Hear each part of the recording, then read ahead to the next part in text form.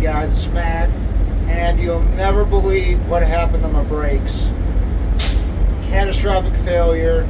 It's a very rare thing that happens, but it absolutely does happen, and I'll explain to you coming up.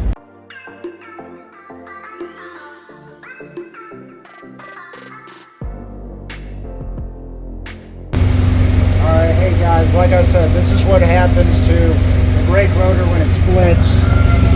Those cooling veins in there get all rusty and it just becomes in two pieces. You can just even see it moving around there. And this catches on the brake caliper bracket here, and you can see where this part's shiny.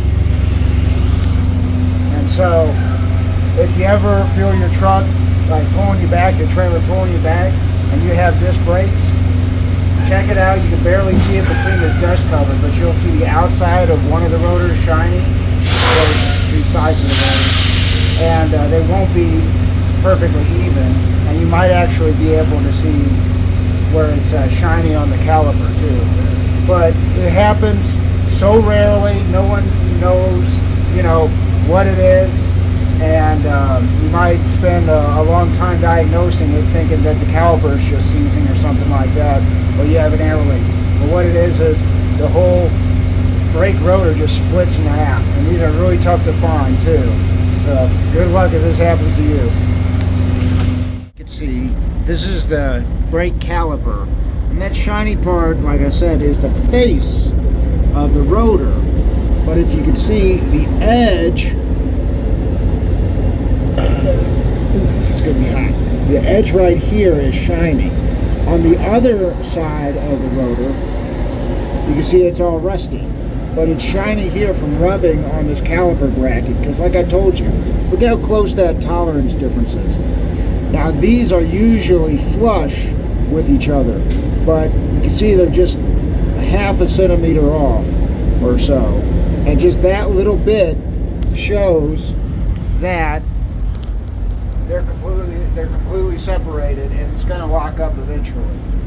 And that's why I kept feeling it dragging. So luckily, inspected tires, no flat spots. But we're going to have to get these tires off, caliper off, and change out that rotor with a new one. Hopefully they have one in stock. Well, the thing is, there's two pieces to the rotor, and then it has little cooling veins that connect it. They're cast. And so there's two sides of the disc. And then there's the coolant veins allow air in the middle to pass through, cool off the brakes. Simple enough. Well, on cars, usually the cooling veins go all the way from the top to the bottom of the rotor. On these, on a semi-truck, I guess because they need more cooling capacity or something, they're just kind of like spotted here and there. They don't go through the whole length of the disc. And what happens is they get rusty and then they split, and those two rotors will move independently, and one will go down and one will go up, and then so they move like this.